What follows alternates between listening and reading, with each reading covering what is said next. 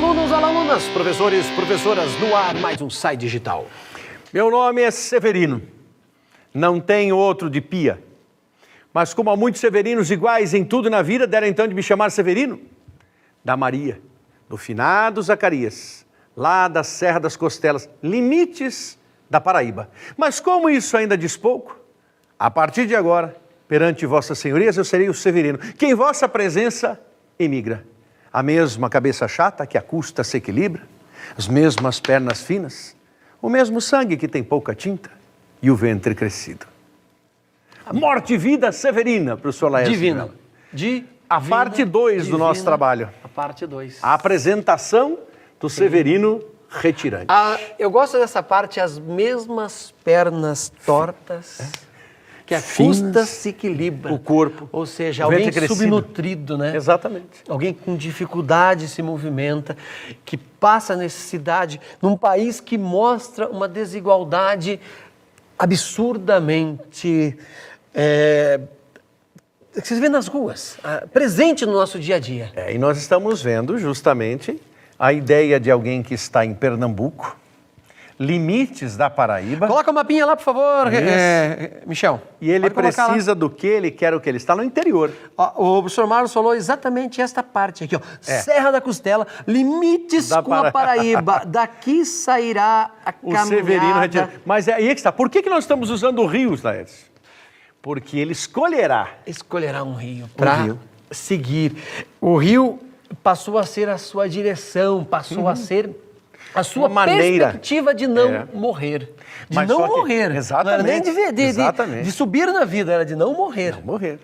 Por isso, Morte e Vida Severina é o chamado alto. E aí, alto. Escreva para nós, professor, explica para esse nosso aluno. Professor, explica. Alto. Curta peça teatral de origem ibérica que remonta a características religiosas. Curtas peças teatrais com toda a prerrogativa da religiosidade. Os autos, tendo como pai a figura de Gil Vicente, no humanismo português, que escreveu os autos, a trilogia dos autos, como o Alto da Barca do Inferno. É muito comum em filmes épicos que acontecem no final do ano, quando é um filme espanhol ou um filme português, né? Vamos assistir ao alto. E a mesma acontece agora, é comum, diante do Brasil, ainda falar o alto de Natal em tal igreja, o alto de Natal na praça, vamos até lá. Morte e Vida Severina é o alto de Natal brasileiro.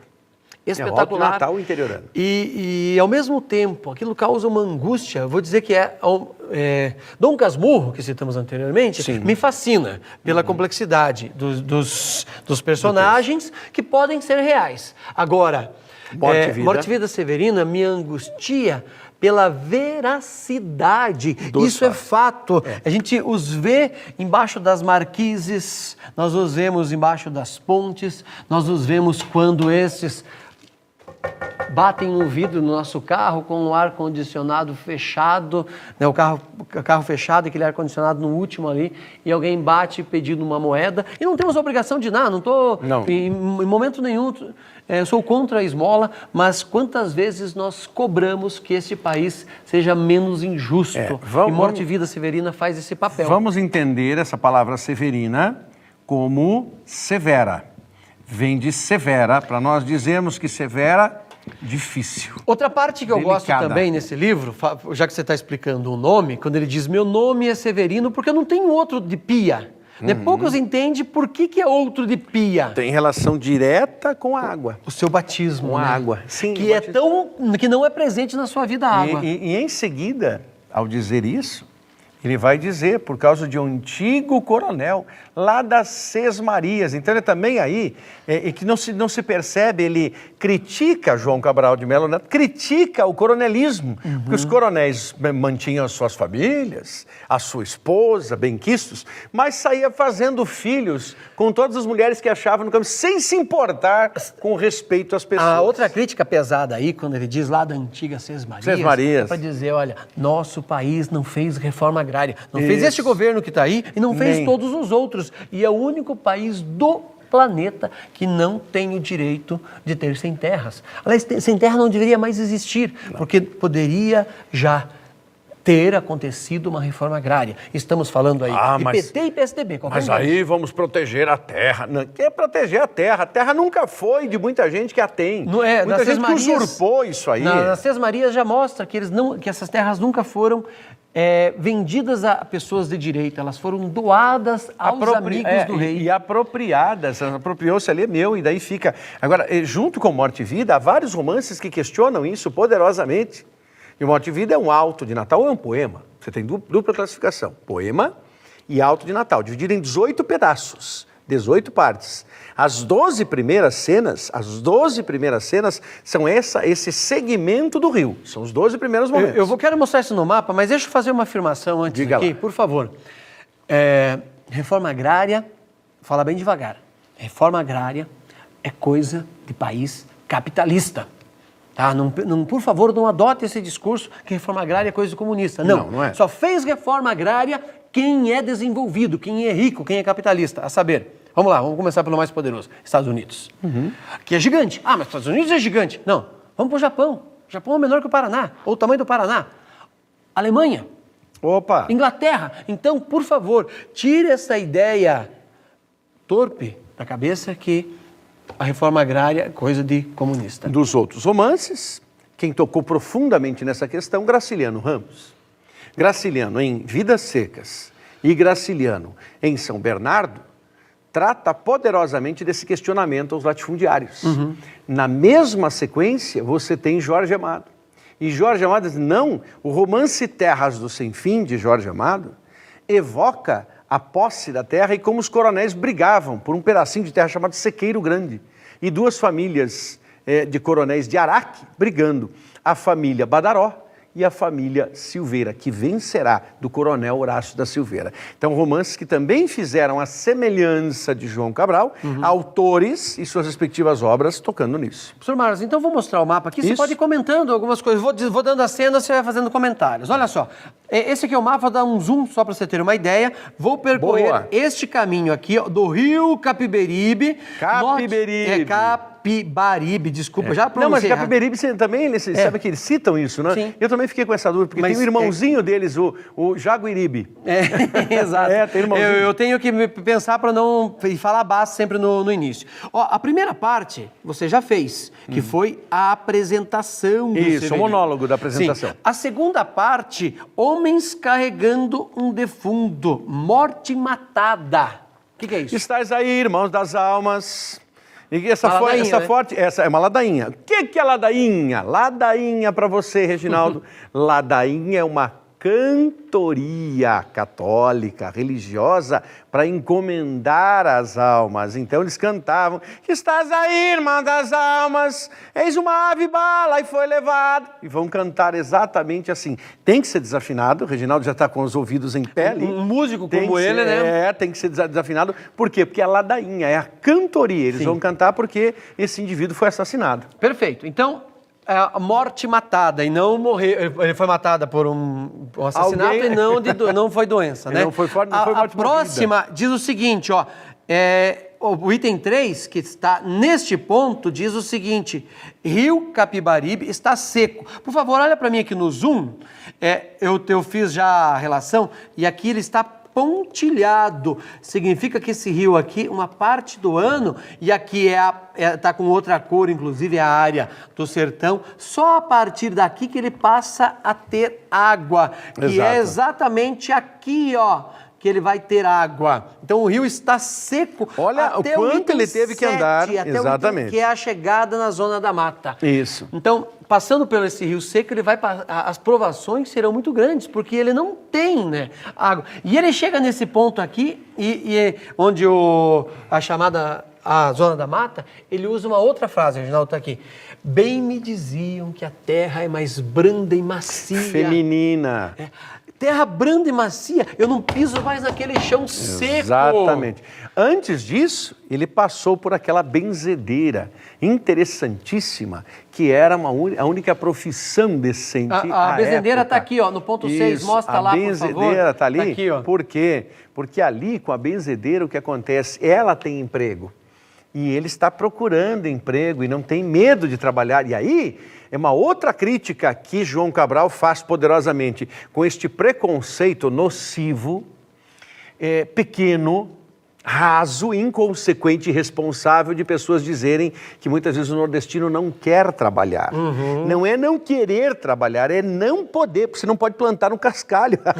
Você vai plantar o que no cascalho, ora? Não vai? Planta aí. Vai plantar o que no cascalho? É diferente do sul-sudeste. Entenda isso, que muitas vezes assim, o indivíduo do sul desse país, do sudeste, mas dá para plantar em qualquer lugar. Dá para plantar porque este solo, nós estamos gravando no sul, nós estamos aqui no sul desse país. Aqui sim, planta-se à vontade, porque o solo é fértil, o solo chove sempre no tempo o solo é correto. encharcado. Olha, estamos aí logo na sequência de dias e dias em que a chuva foi torrencial. Você pode plantar o que você quiser, vai brotar. Diferente de plantar em cima de uma pedra. Tenta plantar numa pedra. Vamos fazer o seguinte agora, grande Michel, vamos ver um trecho de um filme que foi feito pelo Globo Rural. É espetacular esta matéria, era uma comemoração do Globo Rural. Então nós só pegamos como pano de fundo uma pessoa nas nascentes do rio Capibaribe e não vai dar pra gente ver inteiro, esse documentário é longo. Eu aconselho que você vá até a internet, pegue esse documentário e assista-o na sequência. Então solta para nós lá, Michel, por favor, um trechinho desta reportagem. Agora vamos refazer a viagem pelo rio Capibaribe, que foi parte das comemorações dos 25 anos do Globo Rural. Com sua beleza e seus problemas, o Capibaribe marca a paisagem e a história de Pernambuco.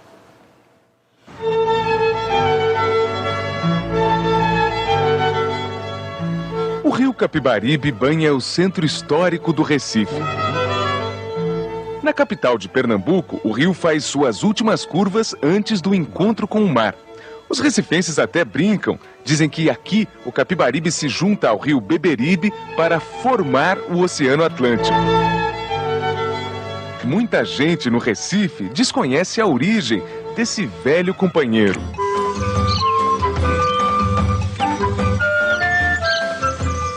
O município de Poção fica a 250 quilômetros da capital.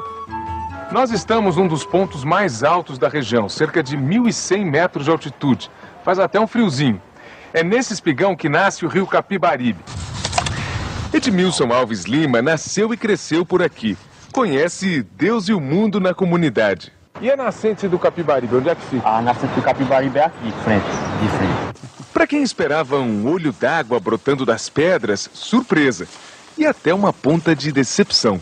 Tá aqui o nascente do Capibaribe. É aqui que nasce o rio Capibaribe. A água vem de baixo da terra, não tem como ver. É fundo aqui? É fundo mesmo. Se eu cair aí dentro, por exemplo, cair aí é mesmo que uma pedra, é papão. Através da mata que vem a água por debaixo da terra, aqui para o nascente do rio Capibaribe. Se acabar com a mata, aí não tem água no Capibaribe. Do meu ponto de vista, eu digo que é assim. Nos primeiros metros, o Capibaribe não passa de um fiozinho d'água. Aos poucos surgem alguns tanques que acumulam água para os bichos e para as lavadeiras da comunidade. Olha, essa aqui é a primeira ponte sobre o rio Capibaribe. Olha o tamanho do rio aqui, ó. E tem mais uma curiosidade, que município que nós estamos aqui? Aqui nós estamos na divisa, né? De Poção e Jataúba. Um para cada lado aqui. Um para cada lado. Agora, você sabe me dizer onde é que vai dar esse rio? Agora aqui eu não sei onde é que vai dar. Você não conhece? Não conheço, não tenho conhecimento. Partindo das montanhas entre Poção e Jataúba, o Capibaribe caminha por 270 quilômetros de Pernambuco. Da nascente ao mar, atravessa 42 municípios. Logo abaixo da nascente, o que se espera de um rio é água correndo num volume cada vez maior. Mas não é isso que acontece com o Capibaribe. Durante a maior parte do ano, não corre água por aqui. O leito fica seco e o rio se transforma num caminho de areia. E por que será que isso ocorre? Quem responde é Ronaldo Freire, esse caminho de areia. Esse caminho que nós estávamos mostrando no mapa ali, que é aquele rio que seca e que uma parte o Severino vai percorrer. Professores, professoras, olha só. Ficou com vontade de assistir mais, né? Então assista, ora. Ficou com vontade de assistir, assista. Está no YouTube, tá? Esse material tá para você. Tem que ver. Grave bem a primeira ponte e depois o que vai acontecer. Essa parte do rio seco, nós queríamos mostrar para você essas imagens. E veja, olha os elementos que nós estamos usando como ferramentas para que o professor instigue o seu aluno. É o livro, é o rio e é uma matéria do Globo Rural, que talvez seja o melhor programa que a Globo tenha em toda a sua grade. Eu faço questão de levantar cedo para assistir esse programa, é espetacular. Agora eu vou mais longe, esse mapa é teu, né, Lárcio? O mapa pode colocar ali, por favor. Vou te contar como é que foi feito esse mapa aqui. O mapa, então, é do talento e da capacidade como docente do professor Laércio unir a literatura, a geografia, a geografia e a literatura. Ele foi pego em branco, tá? Imagine que não tinha cores aí. Eu peguei esse mapa em branco e o desafio de ler o livro, e aqueles números ali foram postos em cada momento. Por exemplo, citou a Serra da Costela, vai lá, acha a Serra da Costela, né? E depois segue. Aqui, por exemplo, vou dar aqui, ó. Aqui ele me diz, a terra se faz mais branda e macia. Feminina. Significa que o rio tem água nesse trecho até o final. E o capim é fácil de retirar. Sim. Mas daí, ele chega ao Recife, Lárcio. Espetacular. Aí ele chega no Recife. Só que essa chegada, e é bom que fique claro para você, nesta chegada, 12 cenas se passaram e aí ele começa a se decepcionar, né? 11ª para a 12ª cena. Porque ele esperava saciar a sua sede e principalmente saciar a sua fome. Mas aí ele encontra, e é uma outra crítica que está escancarada, ela não é implícita, ela está explícita em Morte e Vida Severina, que as pessoas que vêm do interior buscando alguma coisa na cidade grande, neste êxodo, não é, Lárcio? Que você conhece bem nessa dita, essas pessoas não têm qualificação e não encontram apoio, e daí não têm o que fazer, e vão mendigar, ou vão viver como uma subespécie, porque daí ele vai encontrar um outro personagem na 12ª cena, aí entra o Alto de Natal, Alto de Natal da 12ª, 18ª cena, que é justamente o mestre José Carpina. Não vamos conseguir dar zoom aqui, mas eu tenho ela mestre anotada. José Carpina. E aqui, para você ver, a 12ª ela está num outro ponto aqui que eu tive que separar, porque não coube tudo no mapa, porque você tem uma visão. Mas daí ele encontra o mestre José Carpina. Caminho. Então, mas olha, nós acabamos deixando essa parte importantíssima aqui, ó, pode marcar. A 8? O 8, vou voltar aqui. Vamos voltar mais uma. A 8 está aqui, e ela diz o seguinte: o enterro de um trabalhador, desilusão e revolta. Ele tava, vamos ver se dá para visualizar. Chico Buarque musicalizou. Tânia Alves foi a primeira a cantar esse trecho do poema, que é justamente o enterro de um trabalhador que consegue ter, enfim, a sua terra, a sua cota de terra na vida, que é essa cova rasa, de 1 palmo, é a cota que me deste em vida. É a parte que te cabe. Latifúndio. É a parte que te cabe deste latifúndio. É isso que a Tânia Alves vai cantar na musicalização da obra. Mais uma ferramenta. A música, como dica do professor Marlos aí, relacione, leram, estudaram, porque às vezes vale muito mais a pena fazer um estudo aprofundado disso, gastar um mês inteiro sobre isso e ver todos os recursos que tem em cima, fazer um bom trabalho, você vai deixar o seu aluno extremamente capacitado e ganhará habilidade para outras.